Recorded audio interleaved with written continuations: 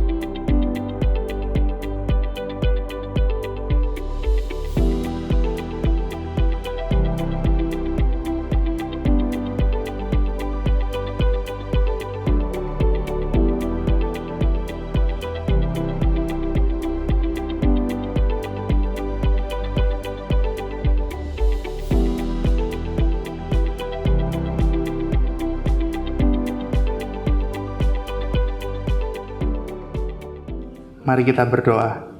Bapa kami yang di surga, kami mengucap syukur atas kasih-Mu, atas Roh Kudus-Mu yang terus bekerja dalam kehidupan kami. Sebentar lagi kami akan memuji menyembah nama-Mu, bertata atas pujian dan penyembahan kami, dan biarlah Kau disukakan melalui pujian dan penyembahan kami. Roh Kudus, terus tuntun langkah kami, bila kami terus berjalan dalam kebenaran, dan hidup kami terus dirubahkan melalui firman-Mu ya Tuhan. Jadi dalam nama Tuhan Yesus, kami berdoa dan mengucap syukur. Haleluya. Amin. Shalom saudara, di dalam hadiratnya ada kekuatan yang baru, ada damai sejahtera, ada sukacita yang disediakan bagi kita. Mari hari ini kita sama-sama menyembah Dia. Haleluya. Terima kasih Tuhan.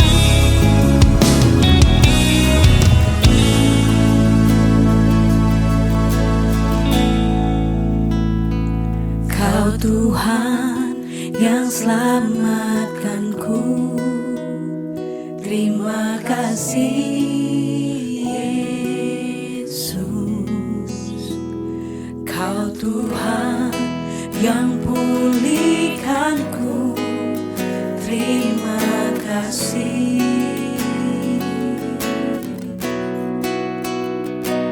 Kau Tuhan yang sembuhkanku, terima kasih Yesus. Kau Tuhan memberkatiku, terima kasih. Segala pujian dan syukur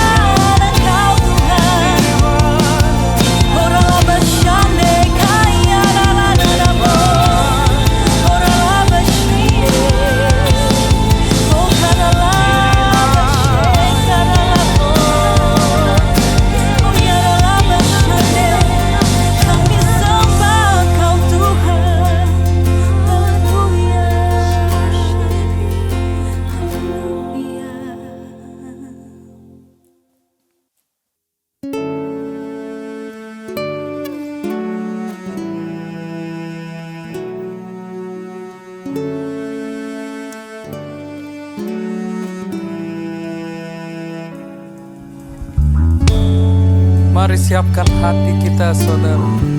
Kita mau sembah Allah kita bersama-sama. Amin. Segala hormat kemuliaan hanya bagimu, Yesus. Thank you, Jesus. Mari nyanyikan pujian ini dari awal, saudara. Kau pengharapan kami. Tuhan, Kaulah pengharapanku. Ku percaya hanya kepadamu, Yesus Allah perlindunganku. Engkau yang selalu ku puji.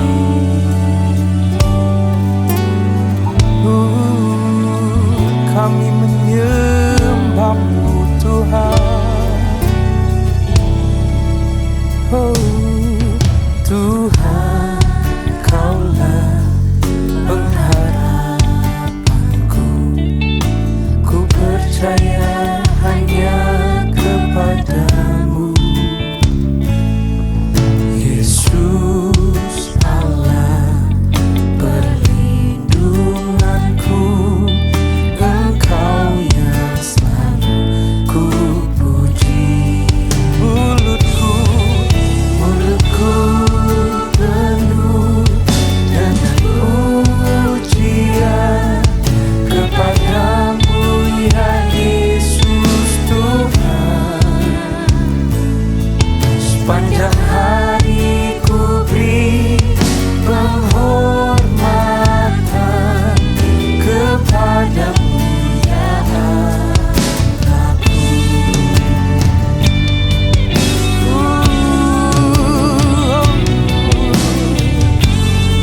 Kami menyembah Tuhan. Tuhan, Kaulah pengharapanku. Ku percaya hanya kepadamu, Yesus Allah perlindunganku. Engkau yang selalu ku puji. Mulutku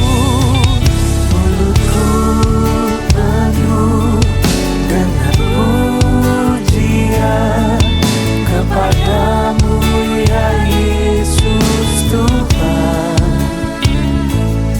Sepanjang hari ku beri penghormatan kepadamu, ya Allahku.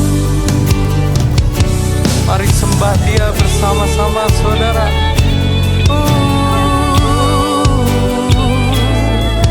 Kami menyembahmu, Tuhan.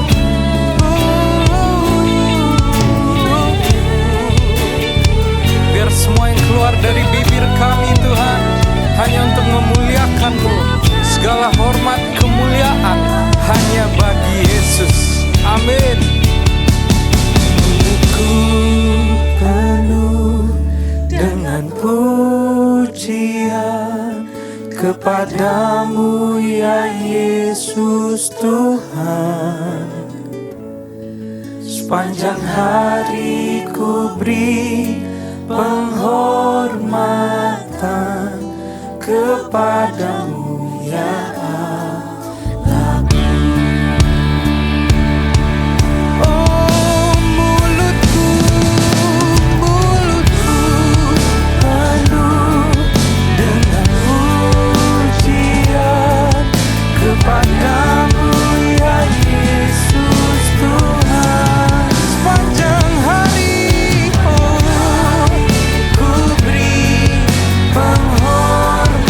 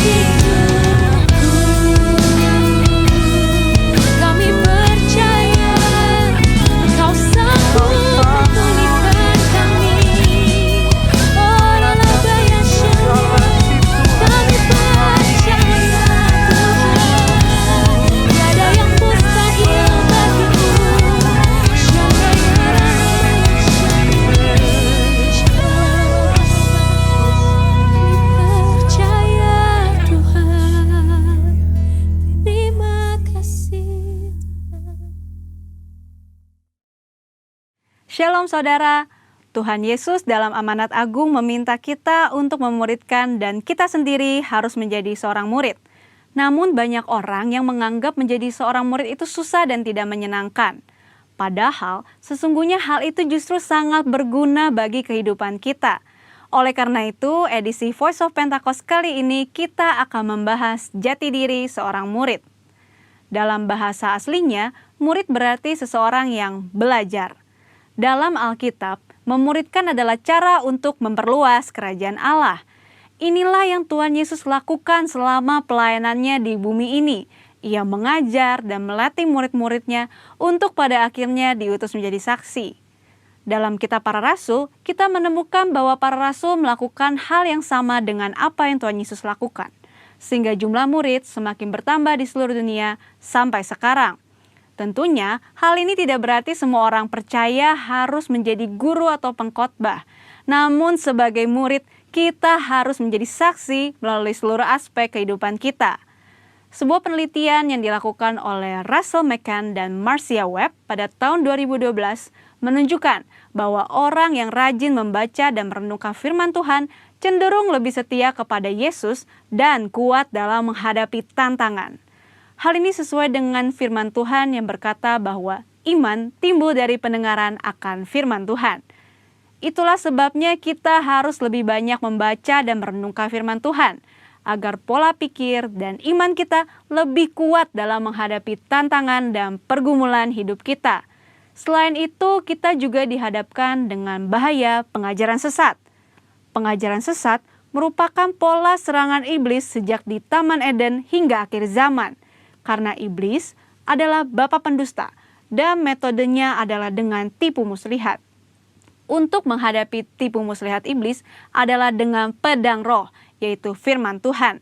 Namun ada orang-orang Kristen yang tidak terlalu suka dengan pengajaran karena dianggap sebagai sesuatu yang rumit dan membosankan. Akibatnya, ada orang Kristen yang menganggap pengalaman rohani lebih penting daripada pengajaran. Mari kita renungkan ilustrasi ini.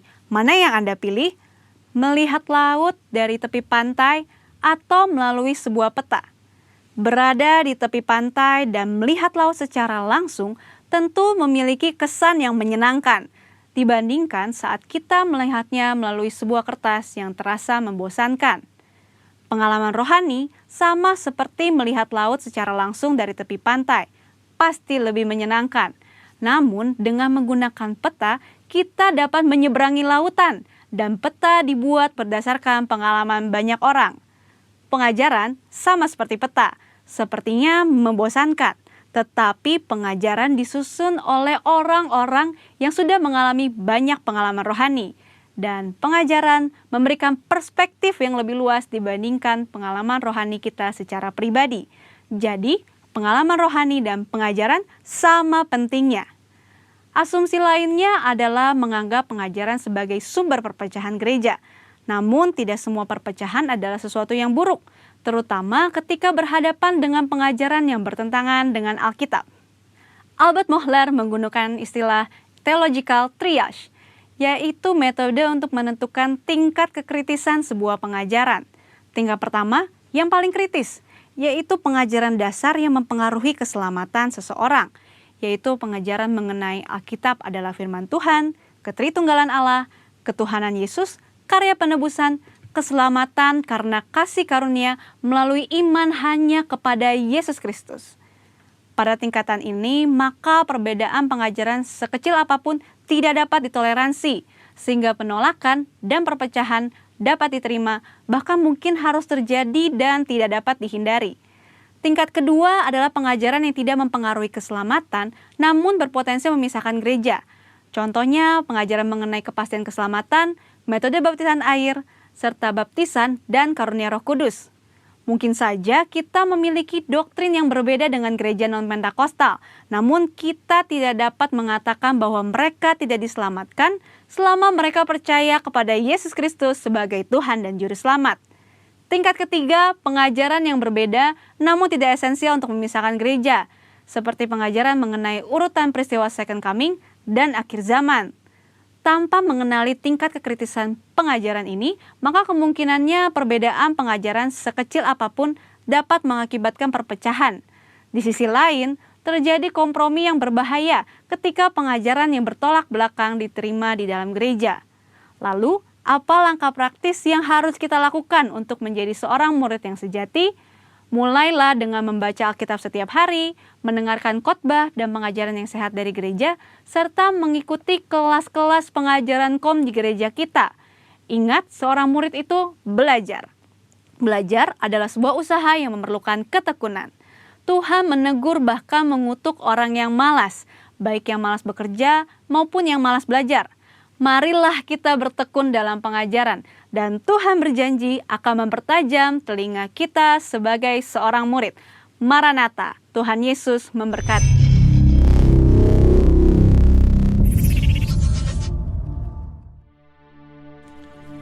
Saya mengajak semua kita memperkatakan firman Tuhan dari Mazmur 91. Dalam lindungan Allah, orang yang duduk dalam lindungan yang maha tinggi dan bermalam dalam naungan yang maha kuasa akan berkata kepada Tuhan, tempat perlindunganku dan kubu pertahananku, Allahku yang kupercayai. Sungguh, dialah yang akan melepaskan engkau dari jerat penangkap burung, dari penyakit sampar yang busuk. Dengan kepaknya ia akan menudungi engkau, di bawah sayapnya engkau akan berlindung. Kesetiaannya ialah perisai dan pagar tembok. Engkau tak usah takut terhadap kedahsyatan malam, terhadap panah yang terbang di waktu siang, Terhadap penyakit sampar yang berjalan di dalam gelap, terhadap penyakit menular yang mengamuk di waktu petang. walau 1000 orang rebah di sisimu dan 10.000 di sebelah kananmu, tetapi itu tidak akan menimpamu. Engkau hanya menontonnya dengan matamu sendiri dan melihat pembalasan terhadap orang-orang fasik. Sebab Tuhan ialah tempat perlindunganmu, yang maha tinggi telah kau buat tempat perteduhanmu. Malapetaka tidak akan menimpa kamu dan tulah tidak akan mendekat kepada kemahmu. Sebab malaikat-malaikatnya akan diperintahkannya kepadamu untuk menjaga engkau di segala jalanmu. Mereka akan menatang engkau di atas tangannya supaya kakimu jangan terantuk kepada batu. Singa dan ular tedung akan kau langkahi, engkau akan menginjak anak singa dan ular naga. Sungguh hatinya melekat kepadaku, maka aku akan meluputkannya. Aku akan membentenginya, sebab ia mengenal namaku. Bila ia berseru kepadaku, aku akan menjawab. Aku akan menyertai dia dalam kesesakan. Aku akan meluputkannya dan memuliakannya. Dengan panjang umur akan kukenyangkan dia dan akan kuperlihatkan kepadanya keselamatan daripadaku. Amin. Mari saudara, kita deklarasikan Pentakosta ketiga bersama-sama. Pentakosta ketiga adalah pencurahan Roh Kudus yang dahsyat di zaman ini, melebihi yang terjadi di Azusa Street. Pentakosta ketiga akan mengakibatkan penuaian jiwa yang terbesar dan terakhir sebelum Tuhan Yesus datang kembali. Pentakosta ketiga akan membangkitkan generasi Yeremia, yaitu anak-anak muda yang dipenuhi Roh Kudus, cinta mati-matian kepada Tuhan Yesus, tidak kompromi terhadap dosa, dan akan bergerak untuk memenangkan jiwa. Pentakosta ketiga lahir di Indonesia dan bergerak ke bangsa-bangsa. Gerakan ini dari timur ke barat dan akan kembali ke Yerusalem. Pentakosta ketiga akan memberikan kuasa untuk menyelesaikan amanat agung, dan setelah itu Tuhan Yesus datang kembali. Haleluya! Shalom, selamat pagi. Jumpa lagi di minggu kedua bulan Oktober tahun 2020. Pagi hari ini kita semua dalam keadaan baik, saya yakin, bersukacita karena penyertaan Tuhan, kesetiaan Tuhan memelihara kesehatan kita semua. Tema bulan ini adalah Excellent Victorious Life. Hidup yang berkemenangan. Kalau kita bicara hidup yang berkemenangan, hidup yang sukses, hidup yang berhasil, hampir semua orang pasti menilainya dari segi materi. Ketika dia diberkati secara materi, itulah hidup yang berkemenangan, hidup yang sukses, hidup yang berhasil. Beberapa mungkin yang lebih kritis mereka akan berbicara, hidup yang berkemenangan, hidup yang sukses bukan hanya mereka yang diberkati secara materi, tetapi juga di dalam hubungan relationship, familinya juga berhasil. Di dalam kesehatannya juga berhasil. Di dalam materinya pun berhasil. Itulah yang dikatakan excellent victorious life. Memang nggak salah, saudara. Orang sukses dalam materi, orang sukses dalam relation family, orang sukses dalam kesehatan, itulah impian dan dambaan setiap orang. Tapi bukankah hal itu tidak mudah untuk dicapai? Ada orang yang secara materi berhasil, secara kesehatan dia juga terjaga dengan baik. Tapi family-nya hancur dan berantakan. Ada orang lain yang secara materi juga berhasil. Secara family juga bagus, terpelihara, harmonis. Tapi dalam urusan kesehatan dia tidak berhasil. Dia sakit-sakitan, umurnya pendek, tidak punya waktu, tidak punya kuasa untuk menikmati berkat-berkat yang diberikan. Ada lagi orang yang secara kesehatannya baik, terpelihara, familinya harmonis, tetapi secara materi gali lubang tutup lubang. Tidak pernah berhasil, selalu bergumul dengan masalah financial.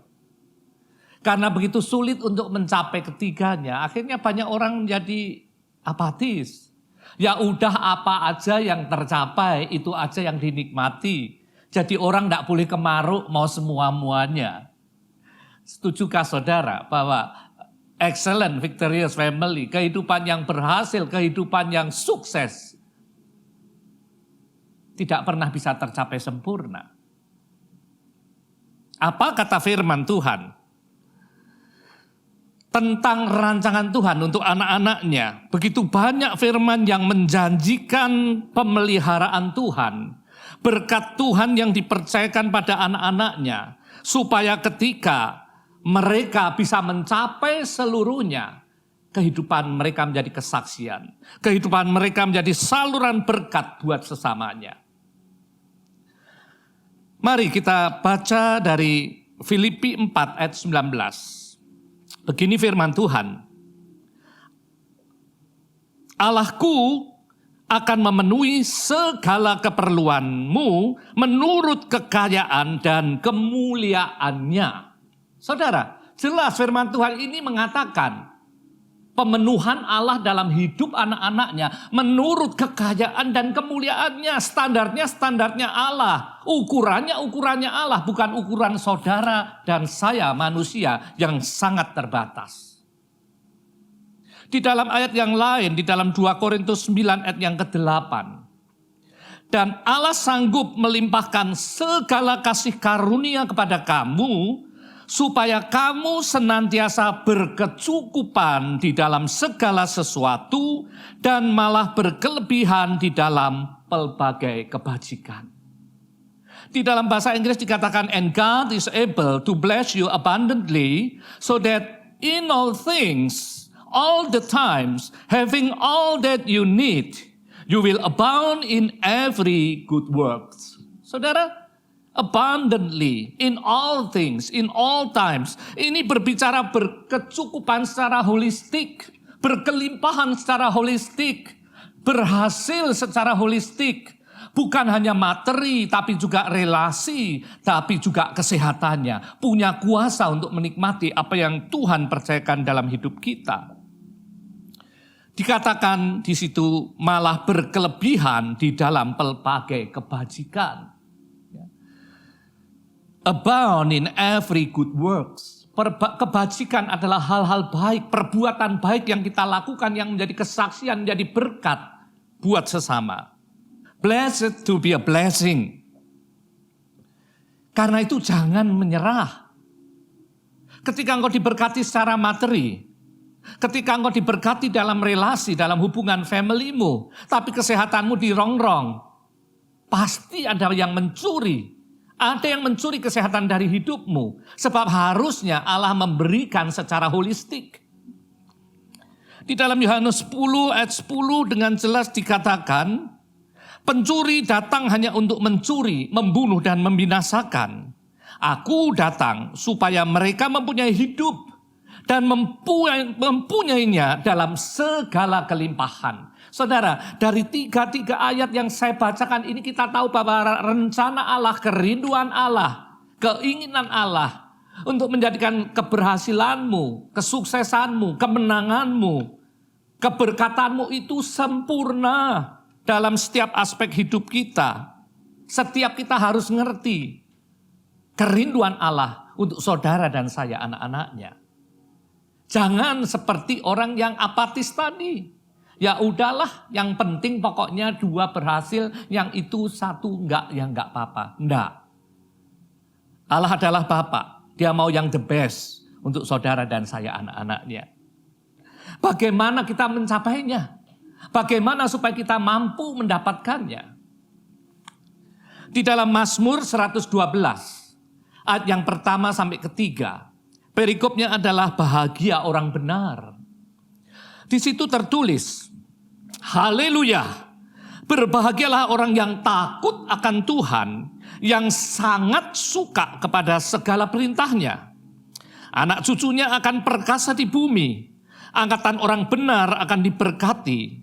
Harta dan kekayaan ada dalam rumahnya, kebajikannya tetap untuk selama-lamanya.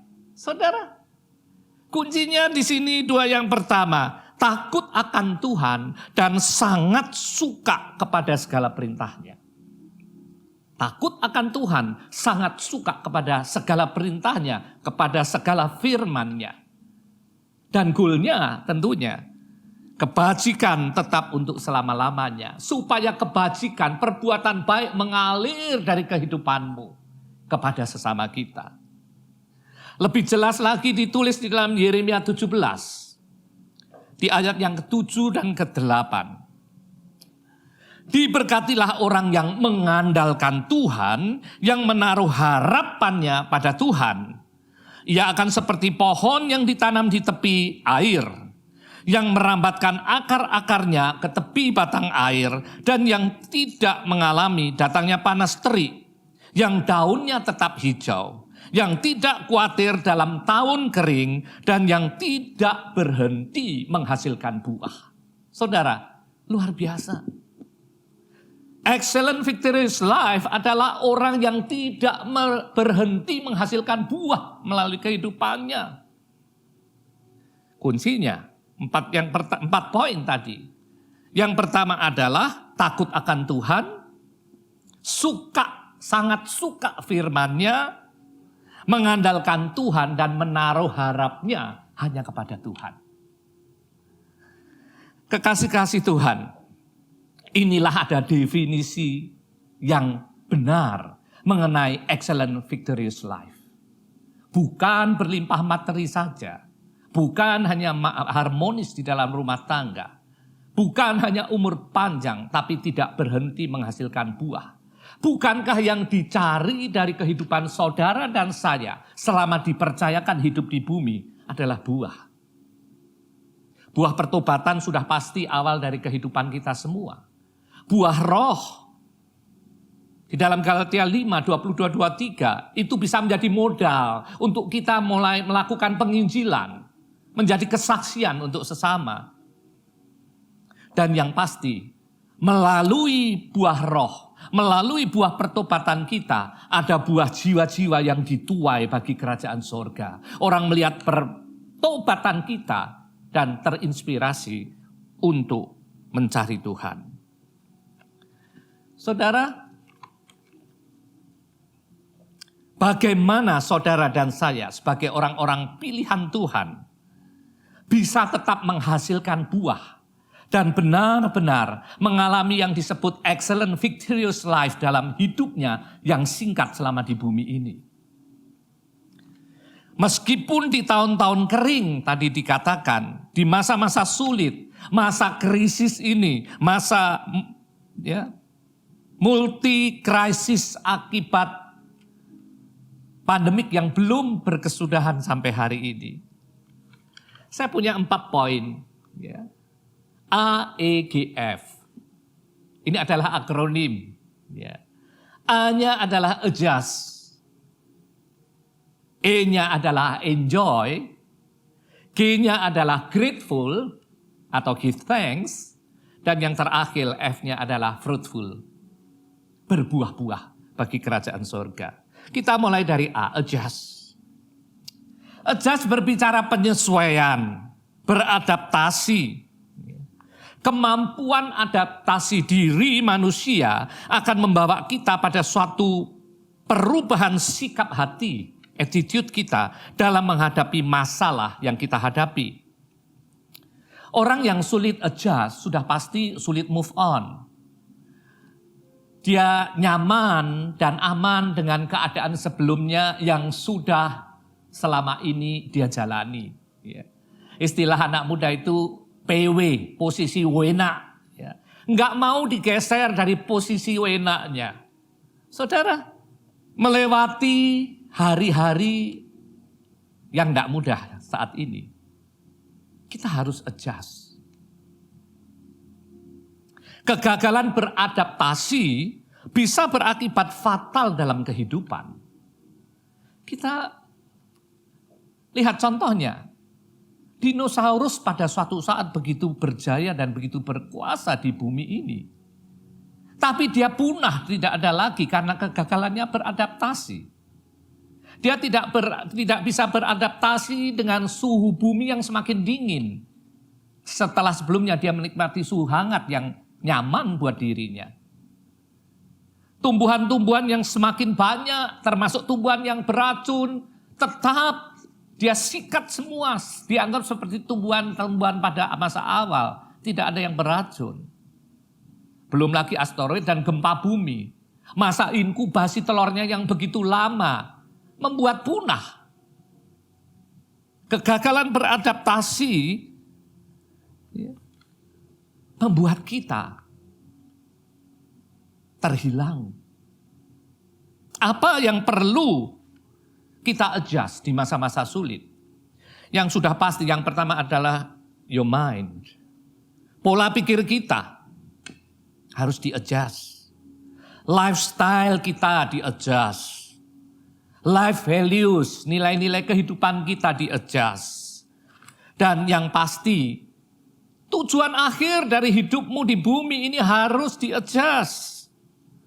Dalam masa-masa pandemik ini Tuhan mengajar kita. Tuhan sedang memberikan kita new direction, arahan baru.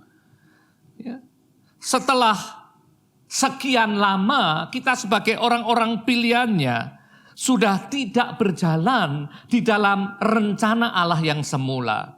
So many aspects in our life need to adjust. Tuhan sedang mengarahkan, mengadjust kita, dalam tanda kutip sedikit memaksa kita untuk beradaptasi dengan situasi yang baru yang sebetulnya Tuhan hanya mengembalikan kita kepada basic plan dari rencananya buat saudara dan saya selama di bumi. Apa itu basic plan? 3 yang utama, saudara dan saya diberkati untuk menjadi berkat. Saudara bisa baca nanti dari Kejadian 12 ayat 3 dan 4. Blessed to be a blessing. Yang kedua di dalam Matius 5 ayat 13-16. Be salt and light of the world. Menjadi garam dan terang dunia. Matius 28 ayat 19-20. The Great Commission. Amanat agung Kristus. Untuk menjadikan semua bangsa murid Kristus.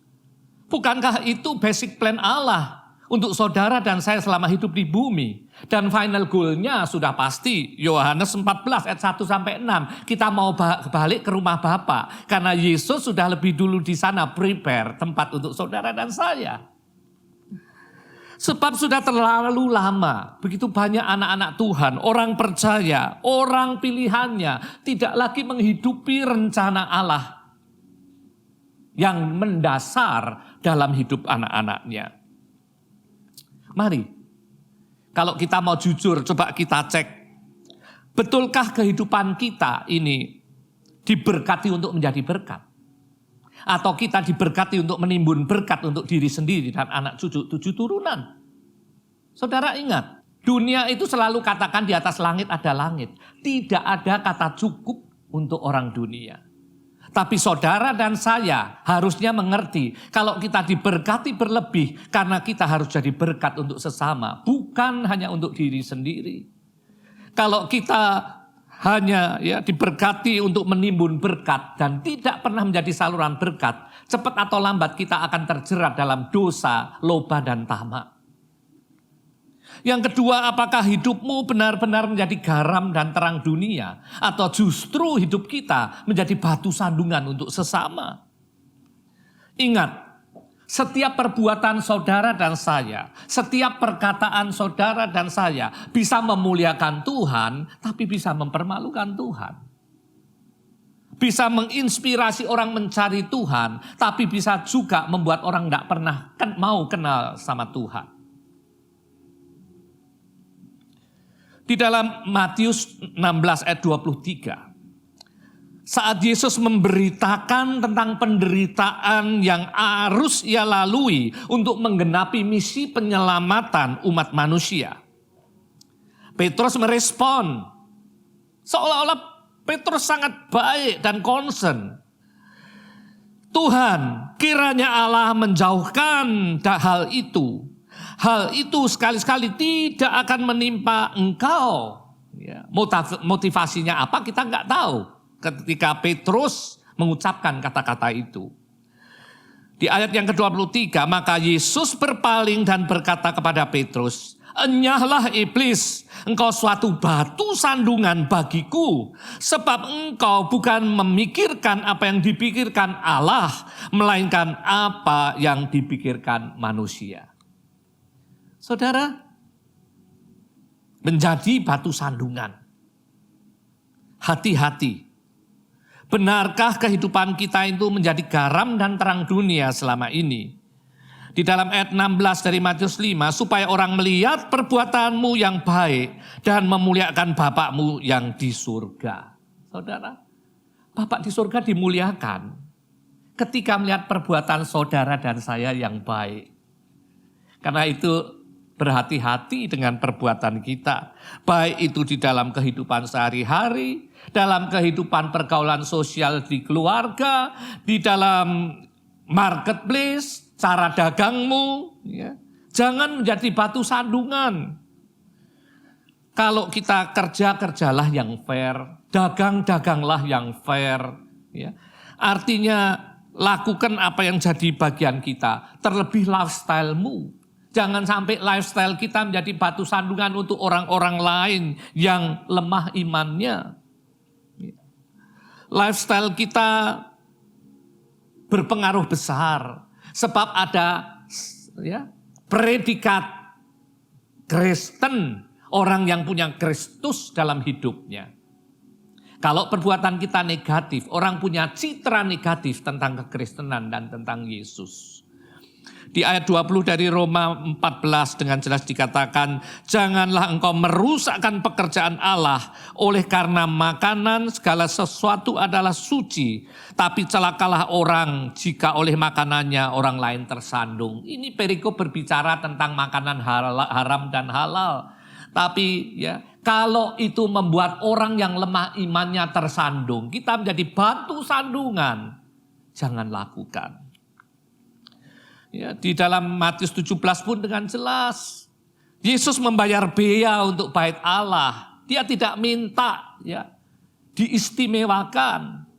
Dia melakukan apa yang jadi kewajibannya sebagai warga yang baik. Karena itu dalam usaha apapun juga berusahalah yang fair, berusahalah yang baik. Jangan mempersulit haknya orang, jangan menunda-nunda haknya orang, apalagi mencuri dan mengambil haknya orang. Kalau engkau mau jadi garam dan terang dunia dan bukan jadi batu sandungan, lakukanlah yang benar, lakukanlah yang baik di hadapan Tuhan.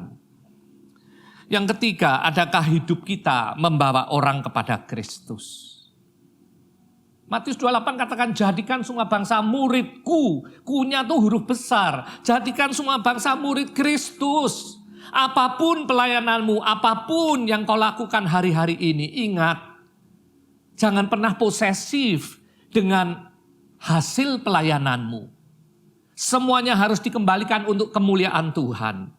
Jadikan orang-orang yang kau layani, orang-orang yang akhirnya bertemu secara pribadi, mengalami personal encounter dengan Tuhan, sehingga dia mengandalkan Tuhan dan menaruh harapnya hanya kepada Tuhan dan bukan kepada manusia. Yang terakhir, goal kita sebagai manusia di bumi ini harus kembali ke rumah Bapa. Yakin saudara rindu untuk kembali ke rumah Bapa? Sebab begitu banyak orang yang sibuk membangun rumahnya di bumi, ya, establish. Kalau perlu halalkan segala cara, all out fight. Ya. Kita tahu, kalau kita fokusnya membangun rumah yang sementara, kita pasti ignore, kita abaikan membangun rumah kekal, kembali ke rumah Bapa.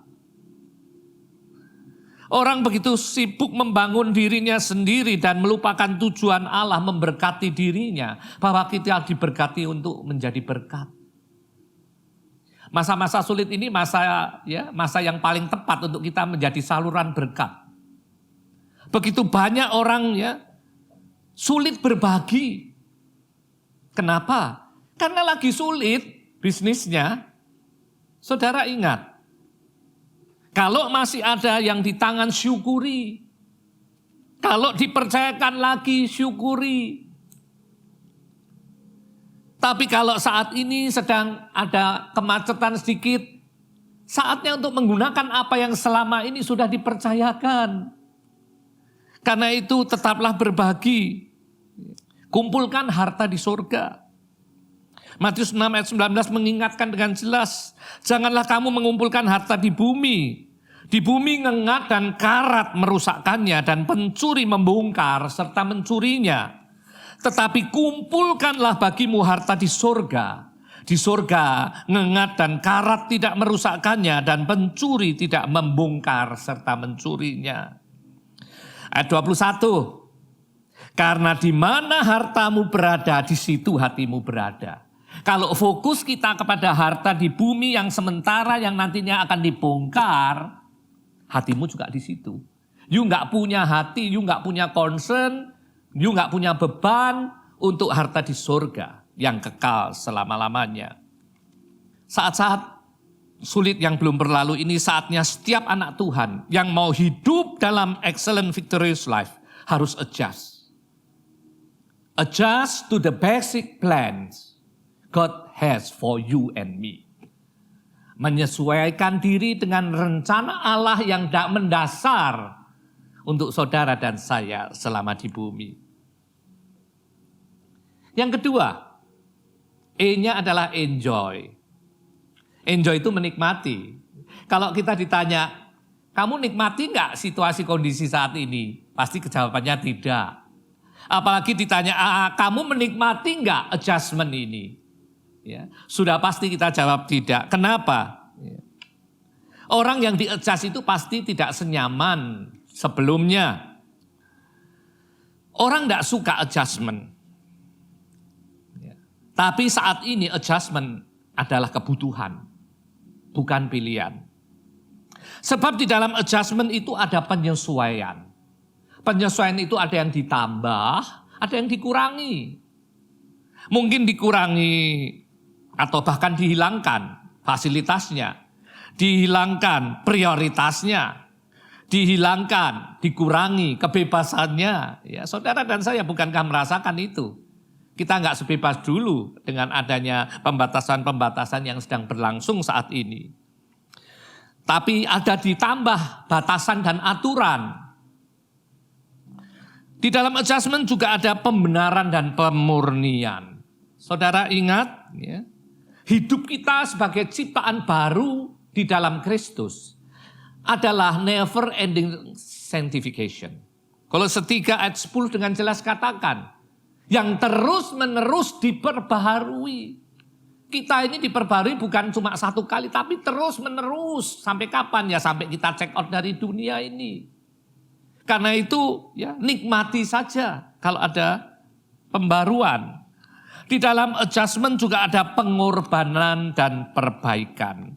Ada hal-hal yang harus dikerat, harus dibuang. Padahal selama ini kita sudah nyaman dengan kondisi demikian. Di dalam Roma 8 ayat 5-8 dengan jelas dikatakan, sebab mereka yang hidup menurut daging memikirkan hal-hal yang dari daging. Mereka yang hidup menurut roh memikirkan hal-hal yang dari roh. Saudara, banyak hal dalam hidup kita ini sudah sekian lama nyaman dengan hal-hal daging. Karena itu ketika dikerat sakit. Tapi saudara harus enjoy. Sebab dikerat bukan untuk menyakiti, untuk mengebiri kita. Tapi dikerat untuk kita maju dalam hal yang lebih baik dan benar. Roh Kudus adalah roh kebenaran yang akan memampukan kita, menuntun kita, membuat kita rela untuk dikerat dagingnya. Ya. Saudara bisa baca nanti Galatia 5 ayat 16-18, di situ dikatakan apa yang harus dikerat supaya hidup kita dipimpin oleh roh. Ingat, Roh Kudus, Roh Allah hidup tinggal dalam diri kita. Dan biar dia memimpin roh huruf kecil, roh saudara dan saya. Sehingga hidup kita berpadanan dengan isi hati Allah. Kenapa kita harus enjoy dengan adjustment? Karena adjustment is not option, but necessity. Penyesuaian itu bukan pilihan, tapi kebutuhan. Saat kita tidak bisa menikmati adjustment, maka saudara akan kehilangan peace and joy yang berasal dari Allah. Di dalam Yohanes 14 ayat 27 dengan jelas tertulis, the peace I give is a gift the world cannot give. Peace and joy adalah pemberian Allah yang dunia nggak bisa berikan. Karena itu bukan faktor eksternal yang membuat kita damai dan sukacita. Tapi internal dari dalam. Karena kita tahu kita punya rasa aman. Karena itu pemberian Allah. Padahal kita tahu salah satu unsur yang berperan dalam kesehatan manusia adalah damai sejahtera dan sukacita. Orang yang kehilangan damai sejahtera dan sukacita, sulit tidur, gelisah, ya, murung, pasti jadi sarang penyakit. Di dalam Amsal dikatakan dengan jelas, ya, hati yang gembira adalah obat yang manjur. Karena itu, ya, the joy of the Lord is our strength. The joy of the Lord is my strength. The joy of the Lord is my strength. The joy of the Lord is my strength. The joy of the Lord is my strength. Sukacita Allah adalah kekuatan hidup orang percaya. Ya. Ingat, dalam adjustment yang gak enak ini, you are not alone. Ya. Roma 8:28 adalah jaminan. Saya tiap kali merasa berbeban berat menghadapi hal-hal penyesuaian, masalah. Saya selalu ingat Roma 8:28 adalah ayat emas saya. Bahwa Allah turut bekerja dalam segala hal untuk mendatangkan kebaikan. Bahwa you are not alone. Allah selalu AFF ready bersama denganmu. Ya, bagian kita just trust him. Percayai dia dengan sepenuh hati. Orang bisa enjoy di dalam adjustment kalau dia trust. Dia punya percaya. Dan orang bisa percaya kalau dia mengasihi.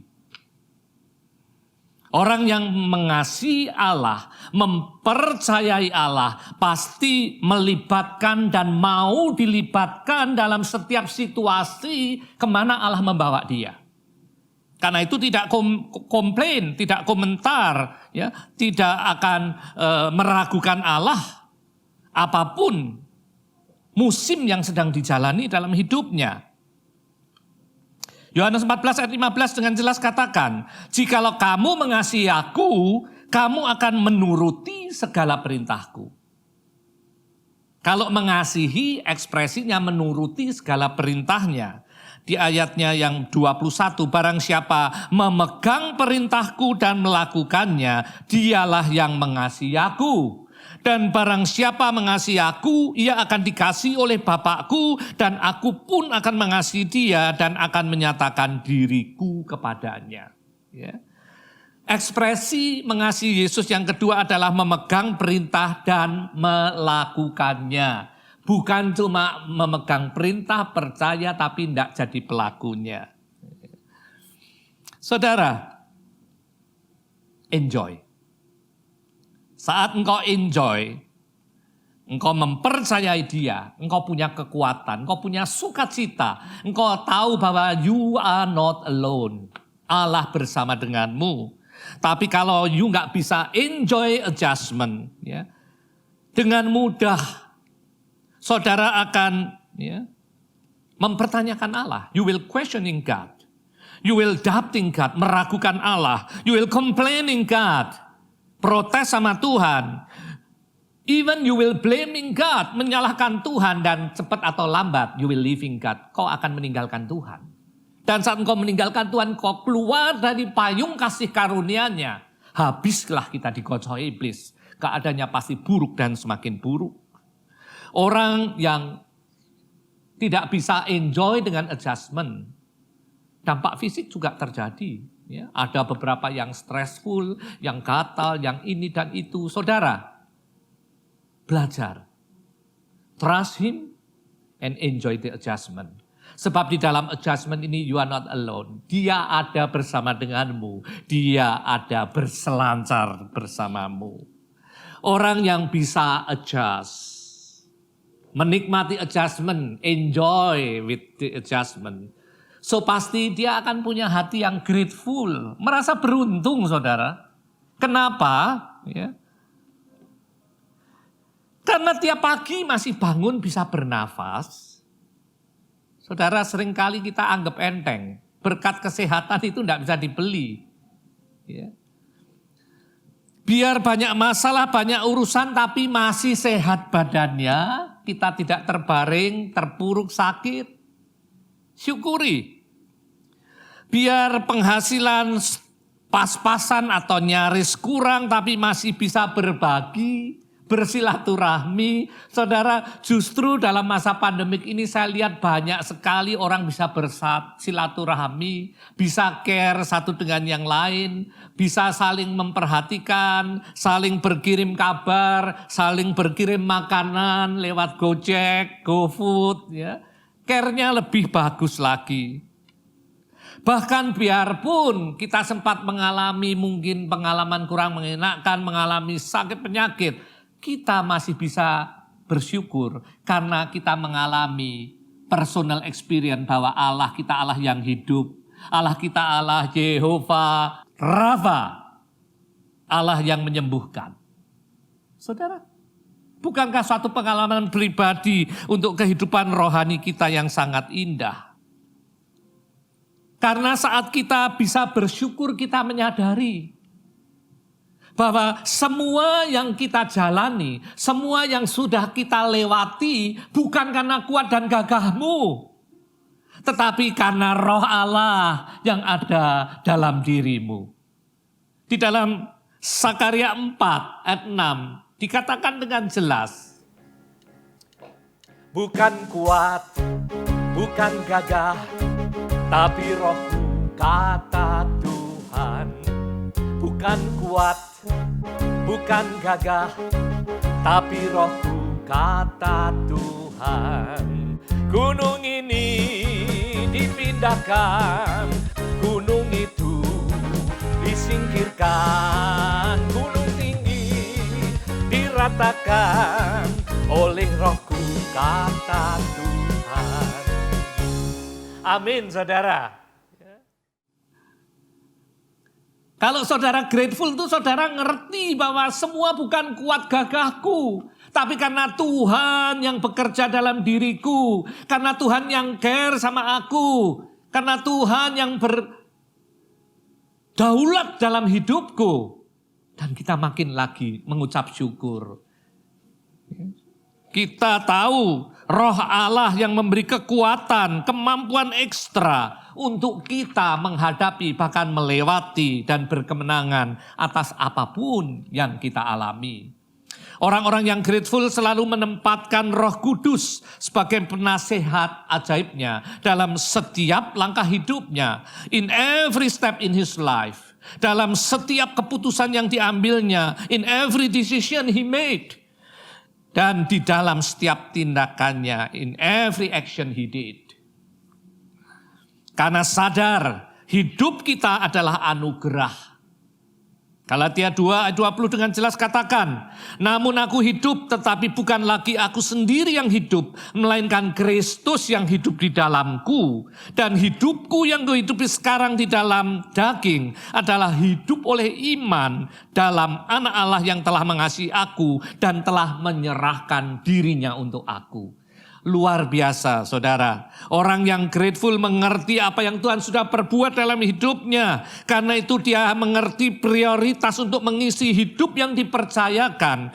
Dengan melakukan his basic plans in our life. Yaitu blessed to be a blessing.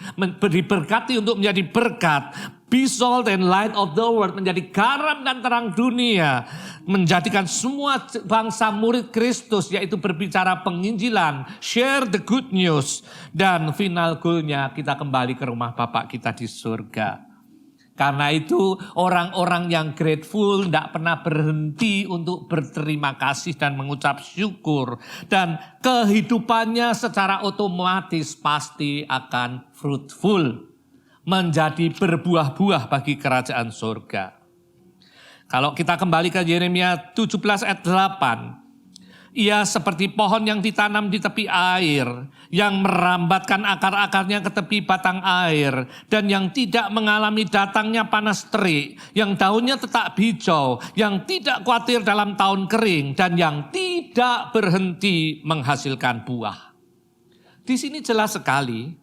Antara hasilkan buah itu tidak tergantung kepada musim, pada situasi dan kondisi, apalagi pada mood saudara pribadi lepas pribadi. Melainkan bergantung pada intimacy and dependency pada Tuhan. Keintiman dan ketergantungannya kepada sumber kehidupan, yaitu Tuhan Yesus Kristus. Orang yang fruitful sangat sadar bahwa untuk bisa mencapai excellent victorious life dalam hidup pribadinya adalah lakukan apa yang Tuhan percayakan melalui hidup kita. Baik itu pemberitaan yang kita bisa sampaikan, kesaksian dan kebajikan, perbuatan-perbuatan baik kita. Dengan suatu berita utama adalah kasih Kristus yang tidak bersyarat. Di dalam Yohanes 3 ayat 16. Karena begitu besar kasih Allah pada dunia ini. Sehingga ia mengaruniakan anak yang tunggal. Supaya barang siapa yang percaya tidak binasa. Melainkan memperoleh hidup kekal. Saudara, berita utama dari setiap kita orang percaya. Bahwa kasih Kristus tidak bersyarat. Ditawarkan untuk setiap manusia. Begitu banyak yang sedang terbius dan terlena dengan daya tarik dunia.